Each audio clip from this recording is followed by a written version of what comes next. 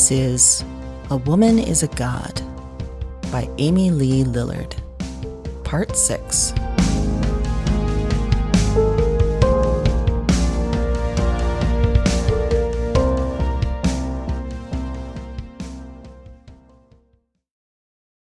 Saturday. Magic is real. Myth is real. Weird science is real. And it's not. I'm a witch. I'm a shapeshifter. I'm a necromancer. I'm an interdimensional traveler. I'm just an old woman. My friends are dead. My friends are here. I'm dying, and I'm more alive than ever. I wake with all these realities clear and formed. I wake knowing all these impossible things. I wake in my bed for the first time in a week. And I lie in bed and think about that multiplicity. We're taught that things are either or. They're hard lines and clear borders and yes or no. They're binary, zeros and ones and nothing else. Stories are fake or real. In our middle age, right-wing politicians had turned their laser focus on trans kids. Grown men screamed that lines were not to be crossed, that we were either man or woman, that telling our kids about nuance and shading and spectrums was abuse, that allowing this would destroy the world, while guns and demolished social safety nets would let it thrive. I remember conversations at that time with Marcus and Elliot and Ben and other gay men who faded away over time, and they all decried these laws. But they were also deeply suspicious of duality. They, like so many Gen X gays, had come of age in a time where they had to convince people they had no choice. They had to tell their parents and politicians that people either loved the same gender or the other one, and that was that.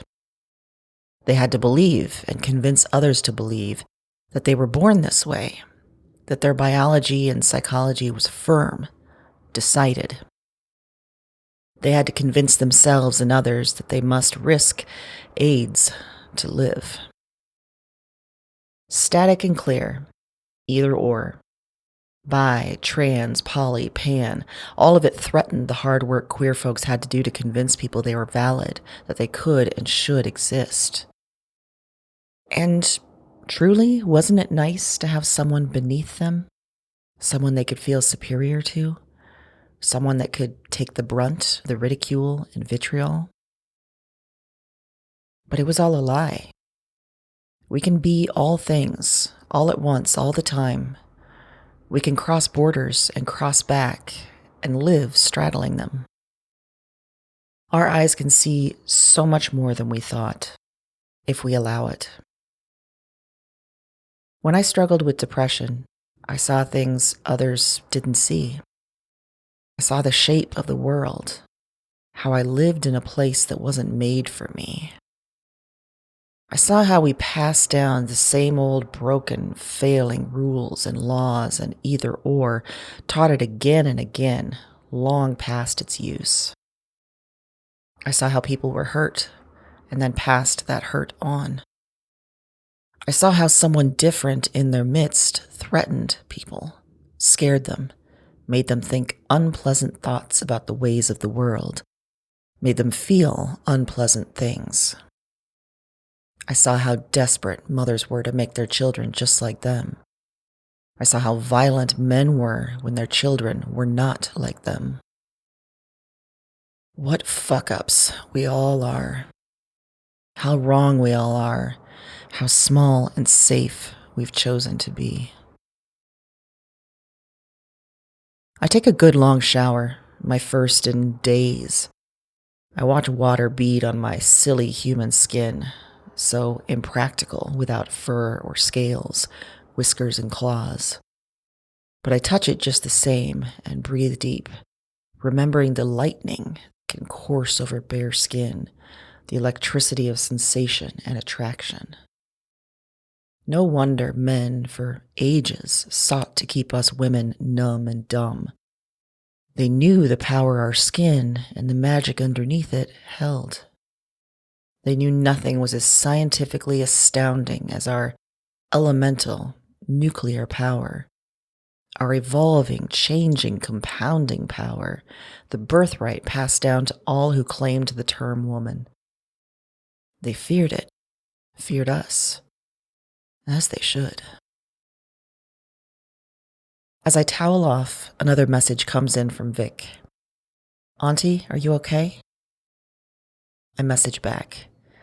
Yes, I ventured out yesterday. I'm fine. Okay, he responds. Can I come see you? I know he does want to see me, the loving nephew he is. And that is something. I also know he wants to make sure I am physically and emotionally sound, the kind man he is. I know he wants to check on my mental state, my progress through the grief of losing my family, the concerned adult he is. I know he wants to talk to me about the future without my friends, alone, the practical man he is. I know he wants to take me out of the castle, to his home or to a home, somewhere reserved for the last old ones like me, somewhere our world has made and sold for people to die out of sight and mind. Because of the kind and loving and concerned and practical human he is. I turn off notifications. After I put on some clothes, I wander out to my main room. Marcus sits in my favorite chair.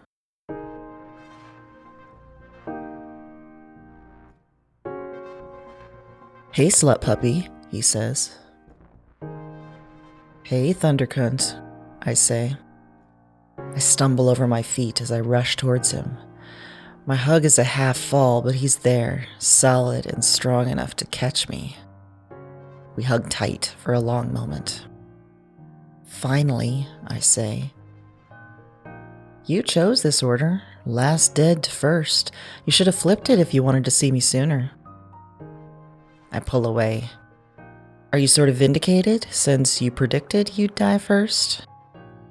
That's the only joy I took in death, being right. He smiles.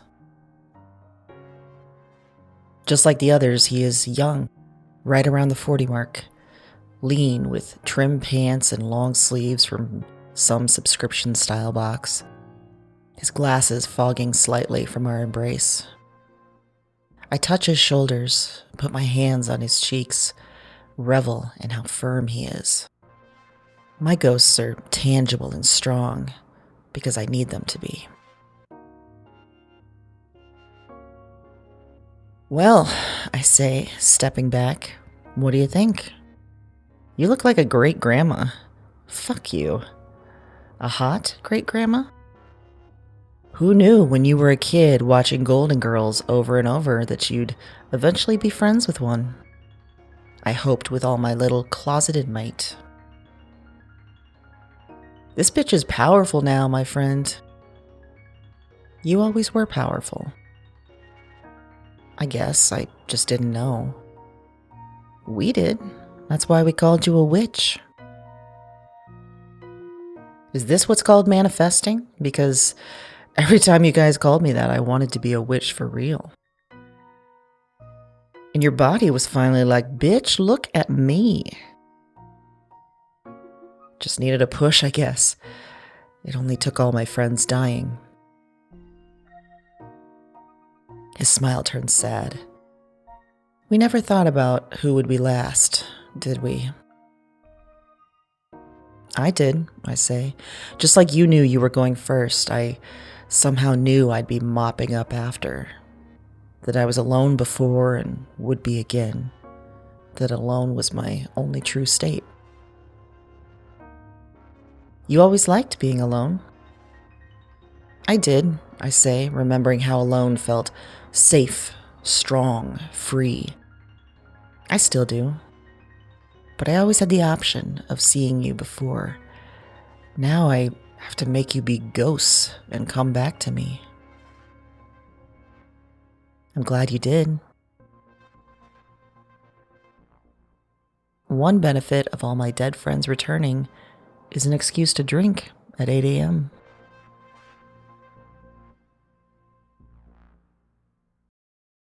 And there we are, all of us back in the Great Hall. Ben and Elliot, hands held, play fighting.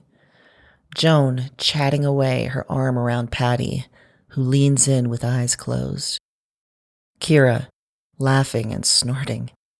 And Marcus singing and hip thrusting for the joy of all. There are vodka and gin and tonics, and there are 80s pop songs from Elliot's mix, and there is laughing and hugging and dancing. I remember the first day, move-in day, the 7 of us in the Great Hall, drinking, taking it all in, trembling with excitement. We fucking did it, I say, just as we had on that day. My friends, they remember too, and they look at me and one another and raise their glasses. I want to freeze this moment. So I do. I wave my hand, not thinking, just acting, and my family freezes, all of them, mid-cheers. I don't question it this time. There's no lengthy hand-wringing about going crazy or witnessing reality. I just rise from my chair and look at my friends. They're all middle-aged, and I remember why. This was when I found them, when I first felt they were family. This was when I understood how you could choose, how you could free yourself of blood and go with your heart and mind. Here's Kira. My eyes take her in, 40 years younger than the body I'd buried. But also, here she is, an old woman and a young woman, and all ages.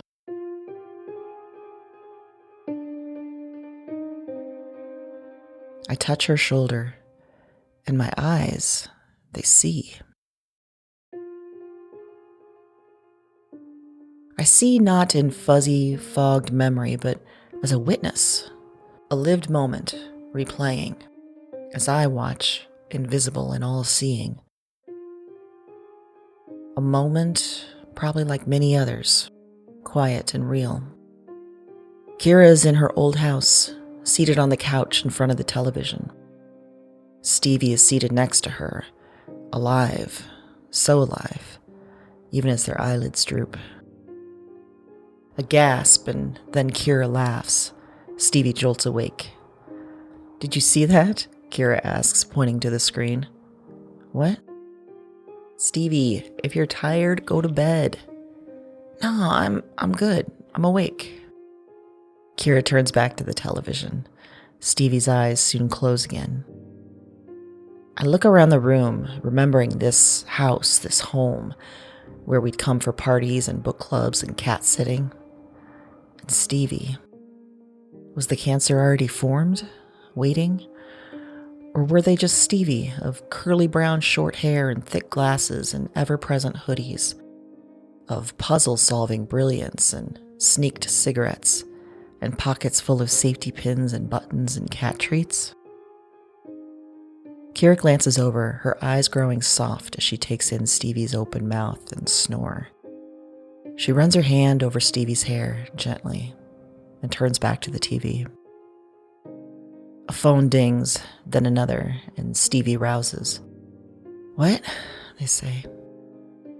Kira pulls hers out, reads the text, laughs. "Just the group," she says. "Marcus is passing the road sign for Dyke again. He sent the picture of when we all posed next to it." Stevie says, closing their eyes and curling their mouth slightly. Kira's face shifts, a crinkle of worry on her forehead and narrowed eyes. This is it then. One of the last moments before Stevie's illness is found. Or before it truly transforms them. And Kira knows somehow. She looks at her love and sees or senses or suspects that something is off. Something is different and nothing will be the same again. Kira turns back to the TV, but she doesn't see the characters or story there. She sees Stevie, sees a future of sickness. And she sees a future she wishes would happen instead, full of nights like this, the two of them together, warm and comfortable, enacting their routines of love and coupledom and tired bodies. I watch my friends until I can't anymore. I close my eyes.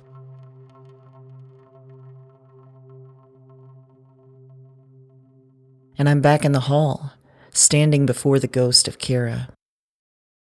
Everyone is still frozen, unmoving. I take my hand away from her shoulder. Should I feel guilty that I brought Kira here to be with me in these last days? Am I selfish and mean, taking her away from Stevie, wherever their reunion had taken place in some heaven or limbo or cellular supernova? Or should I feel happy that Kira had sensed my need, my desire, that she loved me enough to join me and our family once more? Maybe it didn't matter, because when this is over, and I understand more than ever that this will be over soon, Kira knows where she's going. She'll return to Stevie, wherever they had found one another.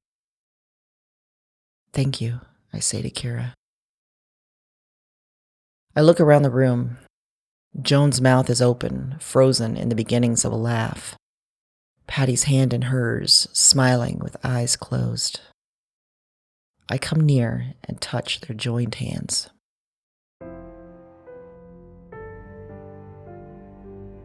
And I'm a visitor again, a witness. Joan and Patty in their old house, the Beaverdale brick full of plants and food and art and dogs and cats.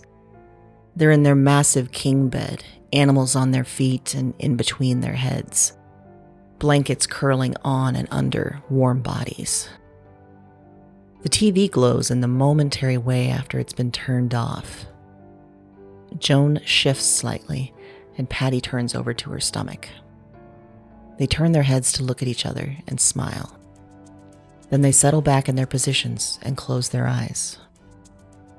And that's it. Just a moment, an every night moment in a home they created and nurtured, in a place of love and weariness and joy and boredom and all the things. It's almost too much to see. Such intimacy, such trust and sharing. But I hold on, stay put. The two of them, they slip away into their individual sleep, and their animals ease into naps, and the room is filled with soft mumblings and snores and the hum of the heater clicking on. An entire nighttime language we'd never know exists. An entire nighttime relationship of human to human and animal to animal, while the house works to protect each of them. And remember watching their relationship from outside, watching how the two of them fit on their wedding day at a winery, and at dinner parties in their dining room, and at day drinking afternoons on my old porch. How they fit together, how they were so unique and different from one another. I search for guilt as I watch. For being a time-traveling nighttime creeper, yes, but also for bringing them back to me, to the castle. For interrupting their afterlife, which probably resembled this moment. The two of them, together and in their home as they used to be. I don't feel guilty this time. Instead, I feel awe that I should witness this scene, one so ordinary as to be almost transcendent. So normal and routine, so intimate and sense-filled as to see them, their lives, our shared history, as somehow richer, more known. I see them, and I look one more time before closing my eyes.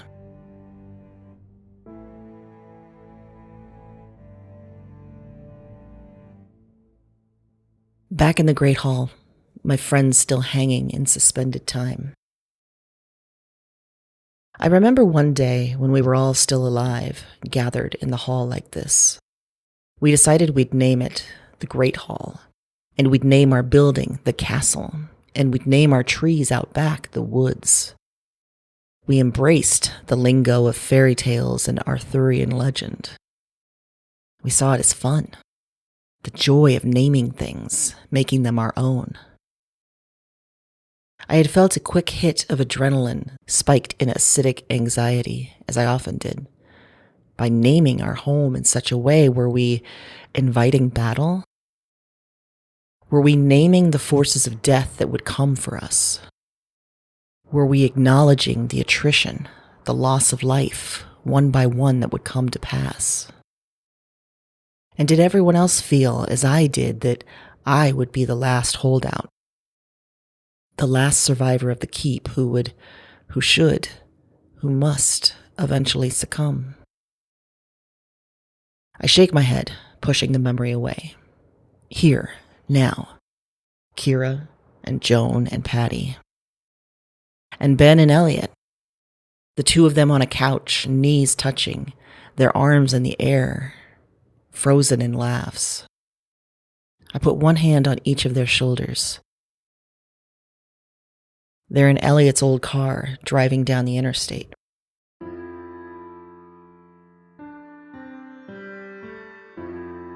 A gray day with wind blowing flurries across the road in their windshield. The radio plays 90s pop hits. The two of them, they're talking, sharing a story, and I see their facial reactions and the body shakes of laughter, but can't hear what they said. The winter, before snow was only an urban legend. The gas-powered SUV before rations of fossil fuels. The road filled with other cars before travel was regulated. The sky, gray but still suffused with light before things turned dark. This is the world of the past. Kira's home, Joan and Patty's home. I know they were from the past, but hadn't seen the passage of time as clearly as this. Ben and Elliot drove through the world of the 2010s or maybe 2020s. A shock to see it, to see how we had lived. A reminder of how long we had lived. I bring myself back to Ben and Elliot. It doesn't matter what they're saying, what story they're telling with words. I watch their eyes, their hands, their chests. They tell each other with their movement, their being, that this story is for them. They could be telling the story of the idiots they met at grocery stores, of the celebrity gossip of the day, of awkward work meetings, of good food they ate, of ridiculous texts they received, of this and that and all. Only by telling the other does the story become real. I look back through the front windshield of the car. Remember this, I want to say. Remember all of this, the way the world looks and the way you live in it. Is this what Ben and Elliot will return to? After, when their ghosts leave me, or I let them go? Will they live in a memory like this? Will they forget the way the outside world changed as they grew older, and forget their future when they moved to the castle and lived out their days with the rest of us? That idea, it stings, because it makes sense. I imagine everyone will do that. The castle just a blip in their existence. I'm back in the Great Hall. This vision, this new element of power, seeing back into my friend's past, suddenly feels cruel. I'm alone. I'll continue to be alone. Each of my friends, my family, stands before me, frozen in time. Dead, all of them. Ghosts, back for one grand haunting before they resume reality, before they return to where they belong, paired off and content, as they had been in the past, in the best moments of their lives. I stumble on nothing, my knee folding underneath me. I grip an arm of an armchair and right myself.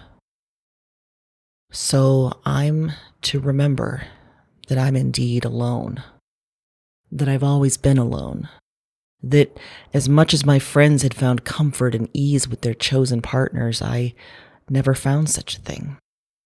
And that would taunt me for the rest of my solitary life, and beyond that into whatever came next. No. I turn, walk tentatively on pins and needles to the doorframe. I look back at them, my ghosts. I wave my hand and they unfreeze, the air filled again with noise and chatter. I leave them. In my rooms, I ease into my favorite reading chair. My shoulders curl up and down, my neck hunched forward. I feel my jaw go slack. The weight takes up residence, and my body assumes the position. Alone, not lonely. Alone, not lonely. I whisper the refrain to myself, even as the pain, the sleek, slithery anchor wraps itself around my neck and torso. It whispers back, alone, alone, alone. Always, forever, alone. I'm a lonely old woman, a witch haunting a castle, using my witchery for good and evil. Because wasn't it evil, bringing my dead friends back as background players, ignoring who they were, who they had chosen, what life promised them when it was over, making them witness me, watch me. And Eve, I'd made a gigantic, mythical, vibrant, and beautiful figure a prop in my inner journey. What a waste.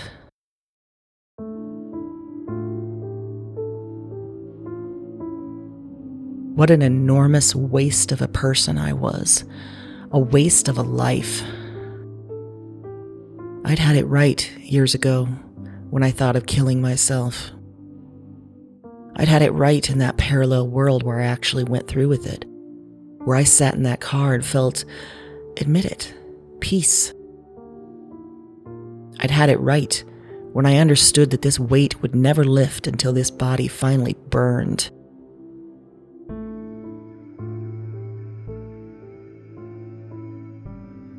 My heart, that sickly beating thing that held my family too long and too hard, that pulled them from their peace to be with me here, it hurts.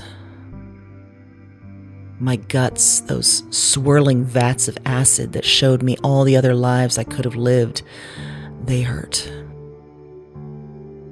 My hands, the dumb things that lay inert while I watched gods create universes with their own hands, the useless things writing useless stories of stronger women than me, they hurt. My belly, that fat, rapacious, hateful thing, that lying truth teller, hurts. My feet, those scaly bones that morphed into other animal and mythical feet, they hurt.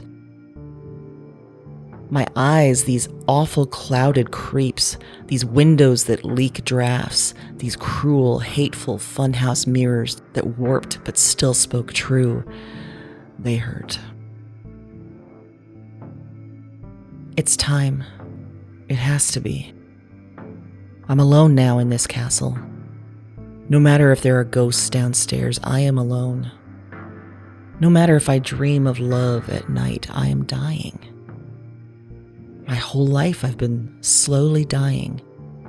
And in moments of clarity, of pain like this, I know that. So why not just get it over with? I rise from the chair, my body heavy, so heavy. I shuffle to my kitchen, pull out the biggest knife. I've never considered a knife before. When I nicked my finger chopping vegetables and it stung and bled, my body naturally grew afraid of the knife. It knew the pain from even a small wound, and I feared pain as much as I longed for death. But there's no time for fear now. Time to get to it. I put the knife against my left wrist. My skin, always so pale, reveals the blue veins underneath. I have a clear path. All I have to do is trace the lines. Shannon? Concentrate. Forget the ghosts. Forget distractions.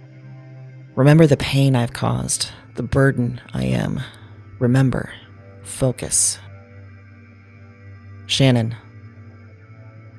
And really, there's no one here. There are no ghosts. There are only wishes and dreams. I can't believe my eyes. They tell stories. They show me things, and I believe they're reality because I'm convinced that what you see and feel is reality. Shannon. When really, I've always been skewed. The things I see and feel are different than others. If I was born in another century, another place, I would have been locked up, put away in a madhouse or a women's home or whatever they named the place they put out of the norm, inconvenient, unproductive people like me. They would have spotted me as the burden I am and hid me away from nice, good people like Marcus and Ben and Elliot and Joan and Patty and Kira. Shannon, stop it. So it can all end if I just trace. Just like that. Yes, just trace that blue line, and I won't be alone anymore. I won't be the old woman living in the castle amongst figments of her imagination, the mad old woman who's convinced herself she can see the dead and other worlds in the goddamn Garden of Eden, the crazy spinster ancient crone who believes she can transform her body, become animals, and even move through time. My God, did I really believe this was real? All of it? Did I really think that I was special and loved and... A hand on my wrist, and another on the knife.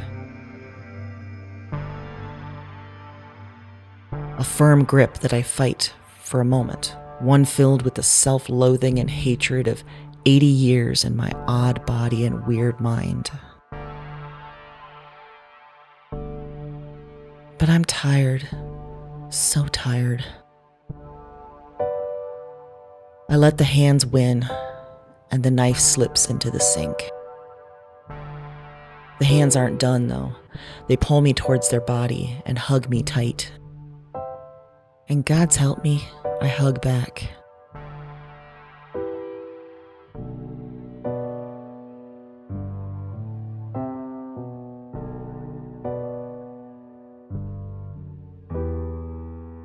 At some point, Marcus guides me gently towards my bed.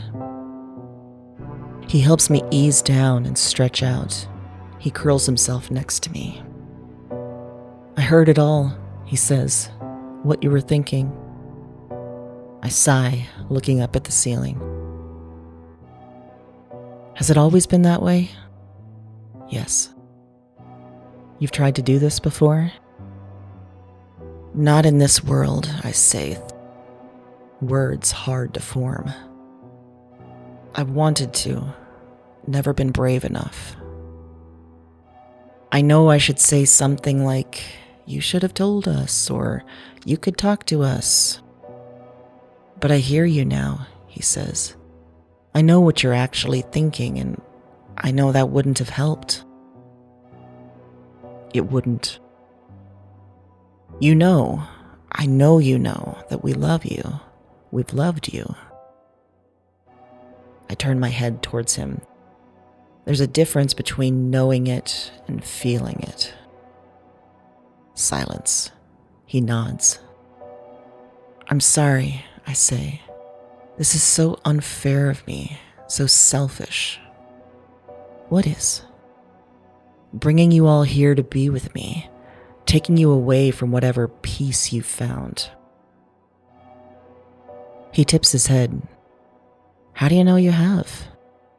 You're assuming that it's an either-or situation, that we're here or there. I think we can be both.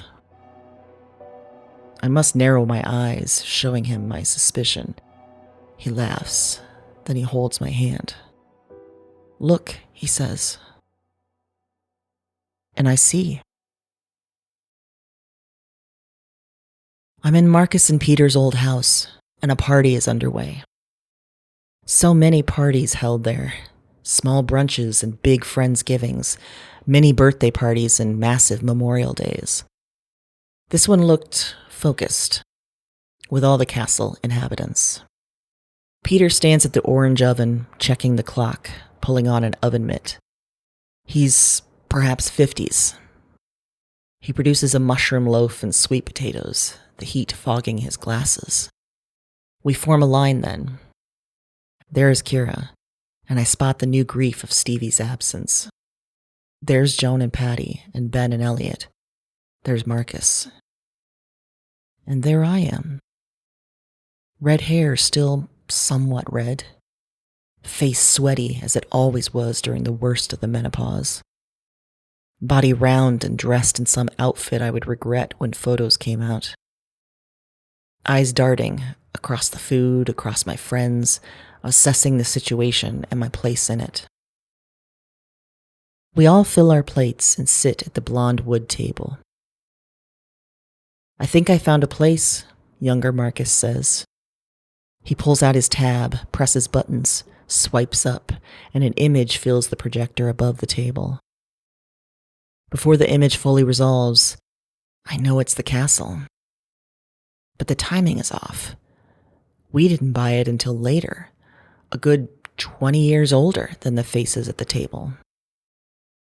Everyone at the table freezes in place. This is when we should have bought it, says younger Marcus. He looks directly at me, my disembodied body. But young Marcus sees me and speaks to me. We waited too long, he says. I know, I say, through a lack of mouth, but I hear my voice and he does too. We waited too long and Peter died, says Marcus. He died here, I say, at home, with you. That was a gift. But he missed what was to come. He missed our years in the castle. Then he missed all the grief that was coming, I say. He was lucky. Marcus shakes his head. No, he says. He missed all the life that was coming. I look around the table. Everyone has their necks craned up, expectation and excitement blooming on their faces. This time, Marcus says, looking back at the table and its occupants, we'll do it right. Time starts again and everyone unfreezes. The chatter starts immediately. Questions and answers, thought bubbles, and lead balloons of reality. In the midst of the discussion, I look at my younger self. And she looks back. Eyebrows curled and eyes widened in fear. Just for a moment, she sees me, sees what is to come. The group whoops, and I understand that they have made their decision, a different one, that we will start the process of purchase in the morning, that we will move in within months, that we will all live together for decades, long, long years before the first of us is taken.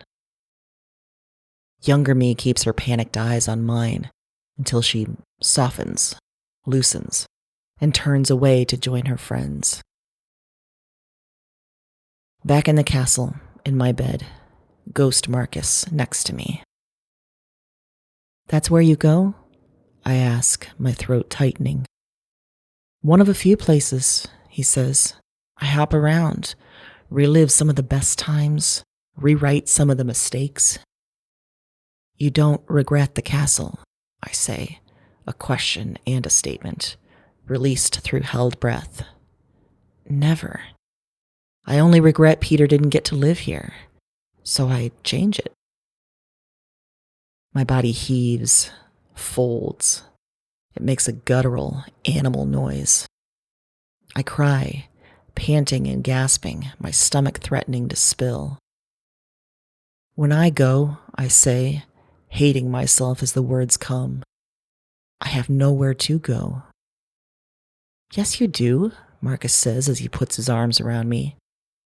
You're all joining your partners, your loves. You're finding each other. The tears make me mumble and mule into his chest. I never had that, so where am I going to go? Shannon, he says, you do love. You have loved. You love us, and we loved you. But I can't join you after I die and be a third wheel for eternity. Marcus laughs. Oh my God, he says. You were always so smart and so dumb.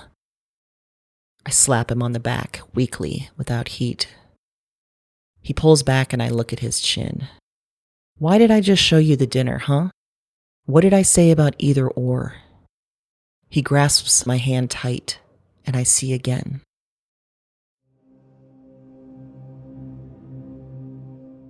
I see moments like a series of snapshots flipping through the air. Marcus and Peter at their backyard wedding. Marcus and Peter when they bought their house. Marcus and Peter mowing the grass, tending the garden, lamenting the ground squirrels and deer. Marcus and Peter in bed, cats on their feet, turned towards one another in their sleep. More. So many more. Memories with the two of them, and memories of happy hours with our group, and walking through street fairs, and watching community theater, and on and on and on. And moments of the castle. So many. The snapshots still stop. I live in each one at all times, Marcus says. I'm in those memories in those times, and I'm here with you now. It's not one or the other, it's both. It's everything. I live in my silence for a long time. I let it grow, unafraid of awkwardness and image. Can I show you another one? Marcus asks. I nod. He grips my hand again, and we see. On our college campus. I'm 19.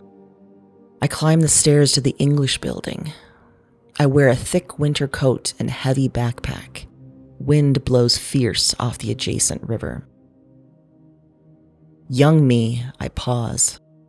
I look towards the bridge, the skinny road that leads across the river and up into the hills of the medical campus. I look back the way I came, up the path to the Pentacrest and past it, downtown.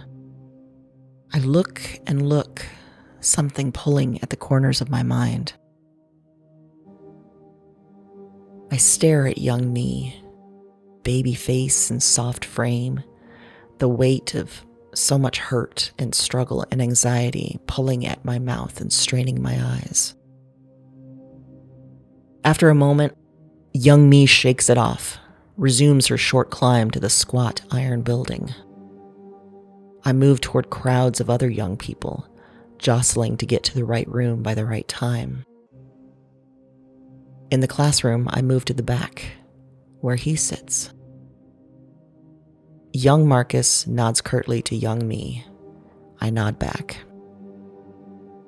We sit through the first day of class in the new year of 1997. Old me, I don't notice what the topic is, and it doesn't matter. All of the classes then were variations on a theme of white male authors, with the occasional Harlem Renaissance class or Native American lit class. Young me, she listens to the professor describe assignments and expectations and the pattern for the semester, and she writes notes and feels the thrill of looking ahead to 16 weeks of reading and writing, the only thing she ever wanted to do. And she knows that at some point she has to figure out how to make money from this, find a way to turn these college years into something that will support her, that will help her escape her family and her city and a future of marriage, kids, resentment, divorce, malaise, desperation, pain that is adult life. And she knows that she has to quickly dart out from this class when it's over to one of her 3 jobs. And she knows that she will have to get creative to find time for all the reading and writing. But she doesn't care. It's exciting and energizing because it's going to end someday, this excuse to always learn. And young Marcus, he closes his eyes and fights to keep them open, exhausted from the jobs he works and the clubs he leads, from the same pressure to find a way out of home, to set up his future life. wearied, so weary while still young, of the shame of being different, the sting of understanding who he is, who he loves, who he wants to be, and the necessity to hide it. Old me, I watched the two of them, these two excruciatingly young people. Never carefree, never light and breezy like other college kids. When these two let themselves relax, they pound beer and booze, punish their bodies as a quick, sanctioned way to letting the pressure ease. When they let themselves play, they torment themselves after, with worries about HIV and getting pregnant, with the specter of what will happen if their families know what they did, know who they are. The professor wraps up his introduction to the class, the cue for students to shuffle their papers and pack their things away. Young Marcus and young me, we exchange a glance.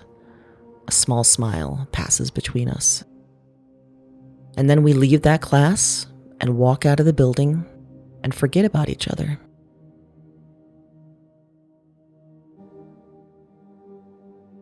And here we are in my room 60-odd years later, and one death passed. That was it? That was it, Marcus says. The first time we met, we didn't really talk? Nope, he says. That smile, though, at the end. I like to think that maybe our younger selves saw a glimpse to now, that we knew we were going to be important to each other. I love that, I say, wiping my cheeks. I visit that moment too, he says, and later, the times when we did talk and became friends, and years later when you moved back into my orbit and you met everyone else. I let the air grow empty of sound. I wait and think and watch the ceiling for a long moment. So death is time traveling, I finally say. And I smile. Death is living again in those moments. And it's also rewriting some moments. At least that's what death is for me, Marcus says. Maybe for you, it's even more. I look closely at my friend, notice the blue of his eyes and the scruff of his beard and ovals of his glasses and the colors and textures of his clothes. Marcus. Yeah? Am I already dead? What? Have I been dead this whole week? Is that why I've been able to do all these strange things, see the things I'm seeing, be with you? He blows out a long, perhaps imaginary breath. I think we're past easy answers, Shannon, right? I stay perfectly still. I think you're still alive, Marcus says. Okay. But maybe you're not? Okay. And maybe this is one of those situations that's not either or. I touch myself, my arms and my legs and my belly. I touch him, his arms and legs and chest. Maybe this is a memory we're both reliving, I say. He nods. Maybe this is the past, or maybe it's the future. He closes his eyes. Maybe, I say, my voice trailing off, shrinking. It's both. We're alive and dead. We're in the past and the future. We're everywhere, everything. That's kind of comforting, isn't it? I stretch out my arms on the bed and feel the squeeze on my muscles. I look around the room and note my dresser, my nightstand, my bookshelf. I close my eyes and hear the wind against the windows, the clatter of heavy black rain or hail. You know what memories I might revisit? I ask Marcus. Show me, he says.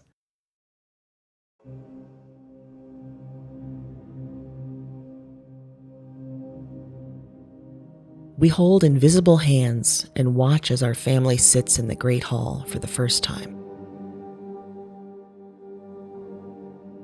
We hold hands and watch as each of us packs up our old houses, pausing to cry often, to smile at a book long buried behind a bed, to laugh at old cards we'd held onto, to sigh in relief as we purge our basements and attics of dust and detritus and too much stuff.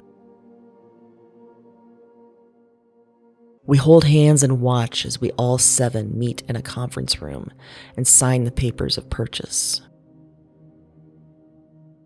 We hold hands and watch as we all gather for dinner at Marcus's house, and he shows us the image of the castle, and our eyes burn with longing and excitement and sting from tears as we look for Peter and Stevie and remember they are not there.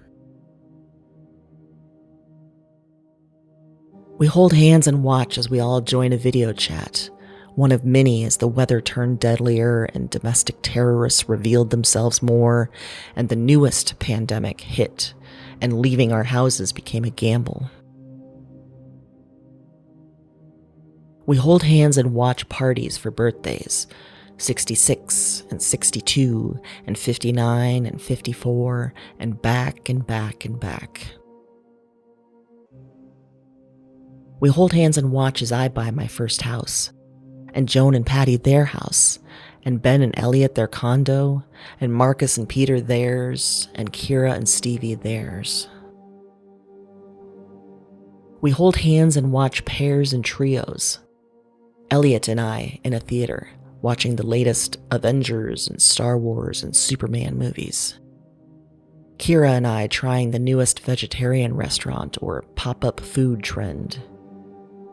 Patty and Joan and I sitting next to their wood-burning fire, petting their wizened pugs. Marcus and Ben and I drinking rosé on my porch on a Saturday afternoon. We hold hands and watch as we travel to Provincetown and Palm Springs, Kansas City and Omaha, and small Iowa towns with no reason to draw tourists. We hold hands and watch as I travel to Europe and Africa, and Kira and Stevie to Australia and New Zealand, and Ben and Elliot to Puerto Rico and Costa Rica. We hold hands and watch as the 8 of them gather, the 8 that were already friends, the 8 that had formed a tight unit. Marcus and Peter, Ben and Elliot, Joan and Patty, Kira and Stevie. They hold wine glasses and beer glasses as they wait, peeved that a guest was coming, that Marcus had invited someone new, and weren't they past the age for new friends? This group, this circle of 8, this was enough. And sure, the new person had just moved to the city and didn't really know anyone and could use some friends, but really, whose problem was that? And then the new person arrives. I arrive. There I am, 36, and fresh from blowing up her life, escaping her abusive ex, running from a disappointing city, hoping against hope to find something new where she had grown up, hoping that these people, this group of 8, would like her, would let her in, but keeping her expectations low, so low, expect the worst and the best as a surprise. And she's quiet as they talk, but she warms up and makes a few jokes and widens some eyes, and then the evening is over and the friends, they agree that wasn't so bad. The new girl, she was all right. It'd be fine if she came to things every so often. We hold hands and watch as we return to the English building, the college campus, the late 90s. 2 young people, they spot each other on the path to class and they chat about assignments and reading, and then work and life and bars and futures. And the young Marcus and Shannon, they pass us, the old us, and they walk on together.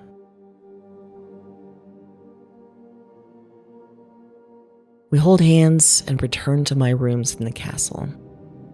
I wipe away the wetness on his cheek, and he wipes mine. We lay next to each other for some time, quiet and still. I think and think and think. Then I touch my belly. And then I send a message to Vic. Come tomorrow afternoon, I tell him. Of course, Auntie Shannon. Love you, he says. Love you too, I say. Marcus, dead and warm next to me. Let's look again, I say, and he nods. We hold hands and watch.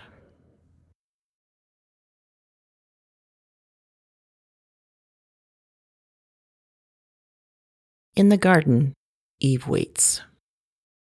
Shashin, she says, and pulls me into her arms. She hugs me, and I kiss her cheek. I sink down to the green moss, seating myself cross-legged. She follows. What did this day bring? I smile and don't answer. She pats my hand. Another friend returned, she says, and another revelation made. I nod slowly. This saddens you, she says.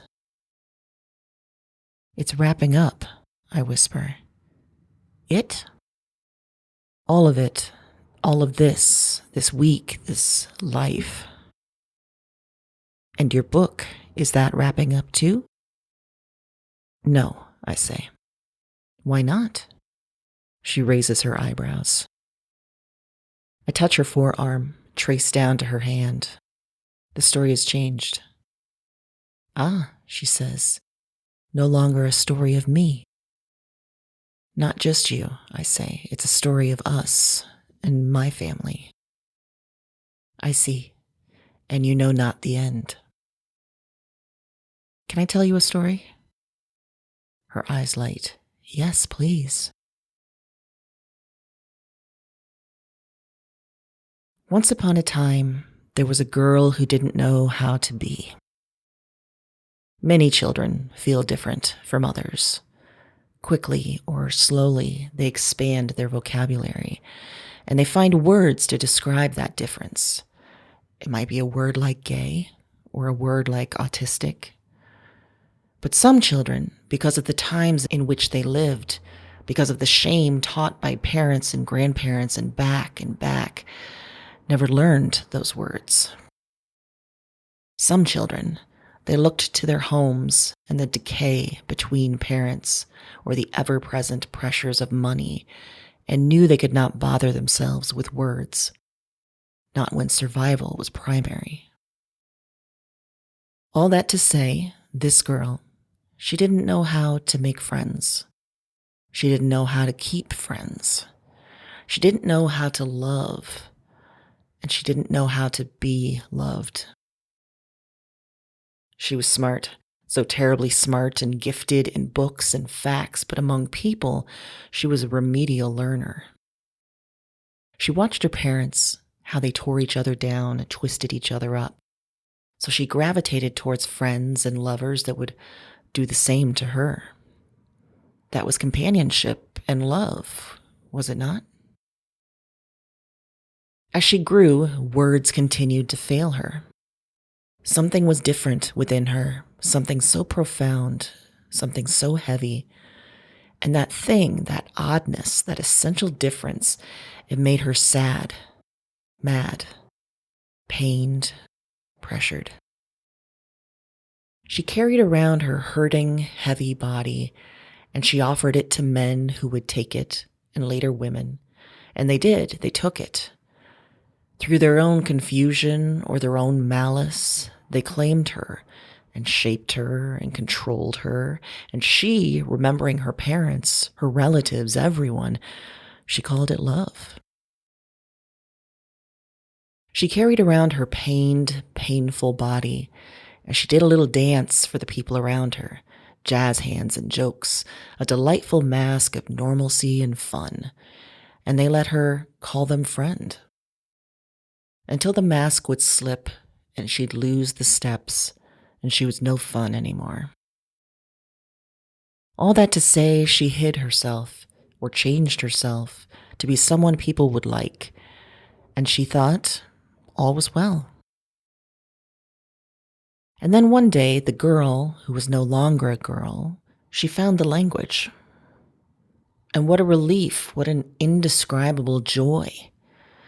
Even if the language and the meaning behind it was, to many, a demon spawn, a thing to cure, to fight, to ridicule, to fix. And what a terrifying, crushing, weeping thing to learn she was right. She was different. She was strange. She was not made for this world. Just decades before, people like her were locked up, institutionalized, forgotten by family. Just decades before, women like her were deemed mad, hysterical, killed or locked in attics or drugged into stupor. They were broken people, wrong. They were not to reproduce, and they were not to show their face, because if they did, other people, normal people, might start to wonder, why? Why were the odd ones, the different ones, so dangerous? Why was our society so fragile that those who didn't play along were, in their very essence, their very lives, revolutionaries? All that to say, the woman, she found her name, she found her history, and she found why love and trust was near impossible. She had learned so much, but she had so much more to learn. So she set romantic love aside. She worked on the fundamentals of friendship. She gradually showed herself, the real self, to the people around her. She found those who accepted her, and she let go of those that didn't. She knew now why living alone felt like freedom. She knew now why being alone felt safe. Alone, not lonely. She repeated it, believed it. But when the time came, when her friends, her family, the ones who valued her oddness and strangeness, the ones who loved her, even if she couldn't understand that love, when they said, "Come, let us all live together. Let us all die together," she was strong enough to trust, to hope, to love.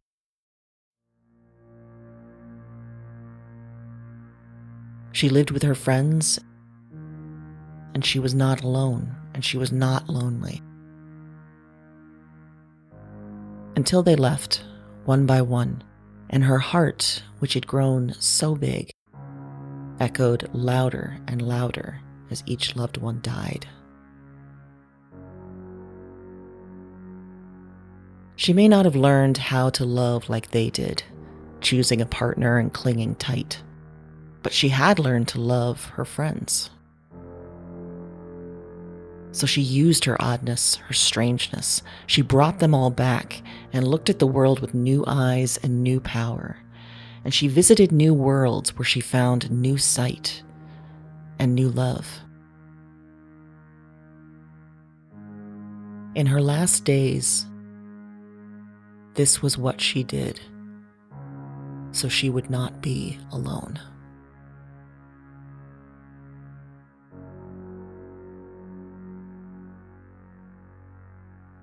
I finished the story, and Eve, who had closed her eyes and turned her face to the sky, sighs.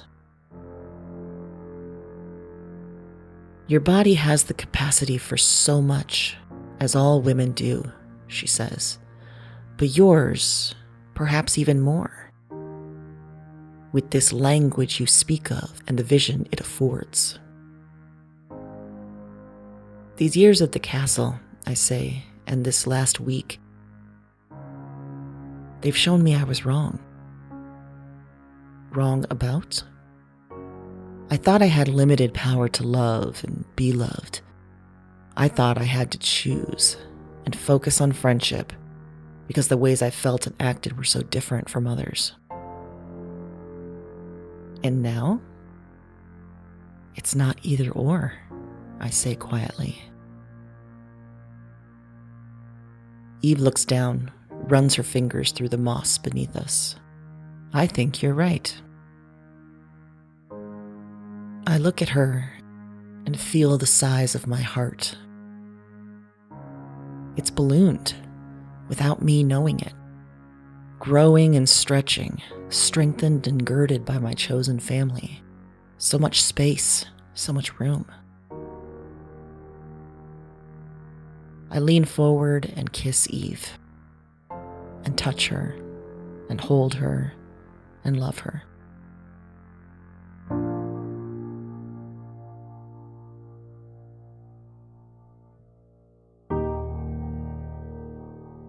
We lay on our backs again, looking up.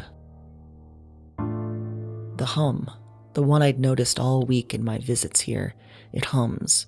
And finally, amidst the static and copper on my tongue, I remember. Oh my God. I say, it's a perfect day. Yes, it is, Eve says. I mean, the hum. It's the song, Perfect Day.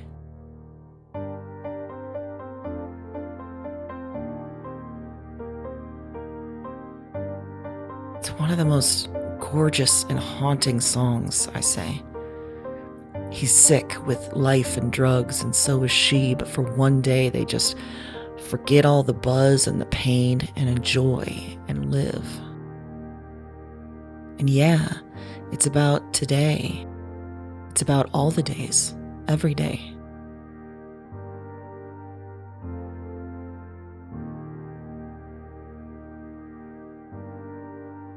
If I'm not already dead, I say, if I'm dying soon, I want to be everything with everyone at every time. And that includes here with you. Yes. Is that enough? She turns her head.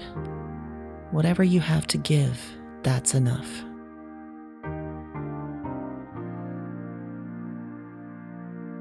Show me more stars, I say. She looks up and points. There's Eileen, she says. I laugh. Part of my body comes from her. I can feel cells and atoms within me that formed from her supernova, hurtling its dust far into the universe, arriving here, joining with other stardust to form me. I spot a bright dot inches to the right. That's Bowie, I say. I have part of him in me. And there's Sierra, she says, pointing to the left. We both have her dust. And that dust has been looking for other dust like her, I say, folding my fingers into Eve's. And here we are. Here we are.